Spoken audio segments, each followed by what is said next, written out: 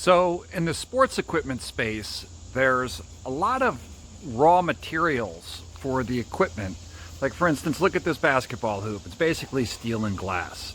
So in most cases, it'd be too difficult to fabricate steel and glass to make a basketball hoop. It's very difficult. However, you can do a steel basketball net. And I'm going to show you in a second and post an article link below on how to make a steel basketball net. So here you go. I made a steel chain link basketball with all chain I bought at Home Depot. You got chain and S-hooks that I crimped. So, bam. I can't shoot and talk at the same time.